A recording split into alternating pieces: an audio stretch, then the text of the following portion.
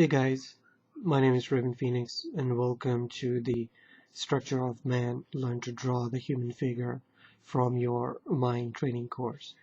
Okay, so now in the previous lesson we had looked at really the 3D understanding that was required to getting conceptually in the mind as to how the foot is formed. Right, so when we're drawing it out, we saw that just having understanding this three-dimensional formula mechanism, we can draw out the foot in any way it is, right? And here we proved it that here you could just simply do the outline in the end and then put in the toes and stuff. So now we're going to look at the foot from the top down view, right? So here we want to look at the formulas for this so we can understand what is actually going on here in 3D. So to do that, what we want to do, so here I'm just going to draw a line from here. I'm going to make it over here, right? So our first rule is that, okay, well, let's first decide how the length of the foot is going to be. So here I'm going to draw out the just a straight line, and I'm going to end it here. So the length of the foot, we'll say, length of the foot would be going in this way. We'll say the length of the foot is really just going to be the height of the human head. Here, let's say the chin will end over here and just a little more. See how much this nudges? It's just a little more. Right, so this is like a secret understanding. It's going to be the height of the human head and just a little more, and this means that if this was the height of the human head, right, and if we had to, I'm just going to draw this out like this circle over here. Let's say if we were right now conceptually trying to do like a circle here for the human head, right? If we're drawing up the human head, we would draw the skull over here, right? So the width is really just going to be the width of the human head and just a little more, right? So it's just a nudge. So it's just going to be about here, just like this, right? So we can now erase this line. Okay, so it's really, you just have to be approximate in the end, right? So once we get this, where we can just make it easy for ourselves to bring this line down here so it's much more straighter, just knowing that we got to hit this line. Right, so here we're just going to draw out a rectangle shape over here and then finish this off over here in the bottom. Okay, so the next idea that we want to do, now this camera is just a slightly little bit on the angle, so but this is actually going horizontally straight. It would be like this, right? It's just a little bit on the angle for me. Okay, so here we would divide this in half like this, right? And then we're going to really just find the center of this, an assumption here, and then divide this in half. And this formula is going to play a big role, is because it's not that you have to use the formula to draw it out, it's that you just have to envision and how the formula, like see it on the paper without drawing it, to be able to just get the conceptual idea out.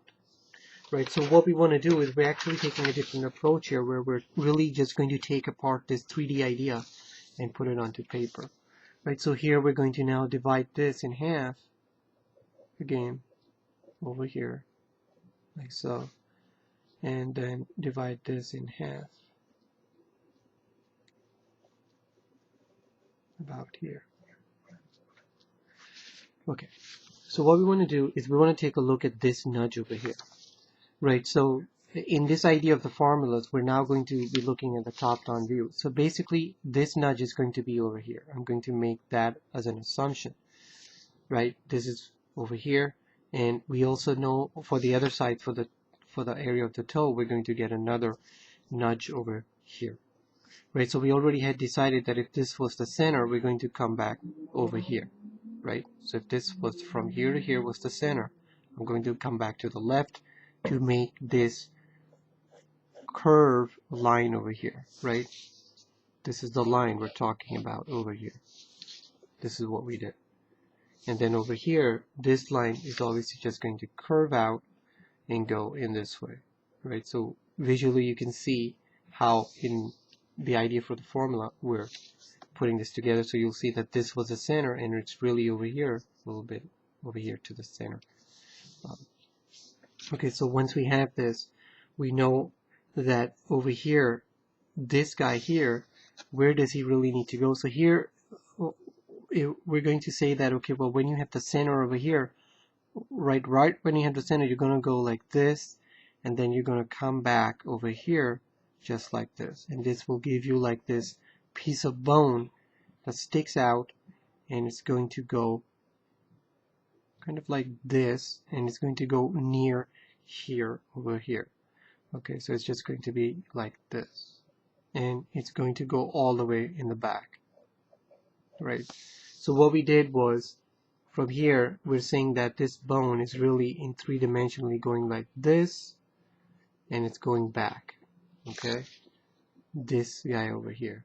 So here we had stated that right over here is really like the half of this, so you can make like the half of this and come back down over here just this way, right? And this is something we had done over here when we had divided this. Okay, so now the other thing is that we now need to do like this this curve over here that's really just going to go like this, let's say. Okay, so over here what we're talking about is that over here really this idea here should really be like a curve over here, which we right on the other side. So we're looking at the other side here. So this curve really just needs to go like this and be like this over here, right? So over here, when we get this idea here, we haven't really put it, so here we're just going to add it over here, that it's just going to, but the thing is that with this curve is this is already coming on a curve, is that it's going to be so slight over here, right? You're going to get your muscles over here that you really can't see it, so this is fine in that idea, right? So you can erase this and just say that, okay, I mean, it's going to be like this very small tiny curve over here, right? And that's really all there is to understanding this from the top. So the other thing is that we now need to make like a line here to where should the toes be, right? How are we going to cut this, right? So which we haven't done. So what we're going to do is that we're just going to take this and say that this is how it should be, like this, to where your fingers and toes should be, meaning that you can just come up above this like this and just end up over here like this, right? So just know that there's a curve over here, right? So all the fingers of the toes are going to be here, and your big toe is going to be here, right? So this is that line to where all the knuckles are basically going to be, and right, and then from here we'll just make another line over here, saying that this is that line over here, because it's remember it nudges out, and it's just going to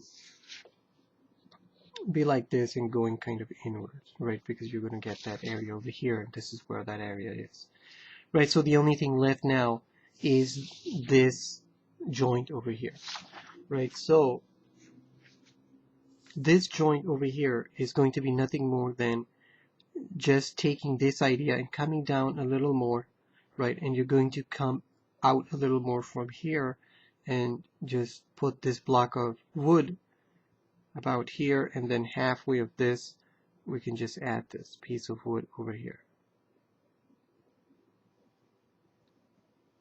right? So it's going to come out a little bit. So this is where the tibia is going to be connected, right? So this is like a most basic concept of the foot, right? So obviously we can just repeat this on the other side for the other foot, right? So for this we'll just take this here, and it's good to take your mind through that experience also in just flipping the formulas around. We're just measuring out about the same distance over here, right? So here I'm just going to go down a little bit, straight down over here. Again, we just need to be conceptual about this again. Going this way here, right? And the idea is that now when we're drawing it out freehand, we'll understand how this formula is working. Okay, so here I'm just going to do the same thing, right? So if you look at this, it's really just repeating now, right? We know that we just do the nudge over here, nudge over here. We know that if the toe is here, obviously we're going to be looking at this end over here. It's going to be here, right? So you're going to make that curve on this side, right? And this is just going to end up like this, right? And this guy here, we said, well, I mean, if you're about here, just make this line and come in this way, and then this line is just going to be going in this way, and you're done, right? There's really nothing more to this than this. And when you come over here, we know that we're just going to go in this direction over here, and we're going to just sweep in, right? That's how easy that formula is. And we know that we just need to swing this like this to understanding how the toes are going to be. And over here, from here, we're just going to do the same thing. And this is the same thing over here. Just come about here like this and put that idea here.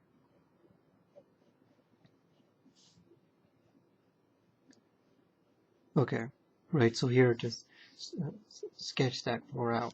Right, so now we can we understand how this works, so we can get rid of these formulas just to see, help the mind start to see these ideas here. Right, how this is now going to be working.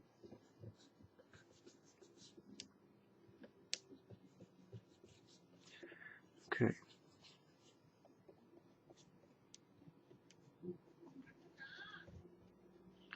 And then we can erase all this stuff here in the middle.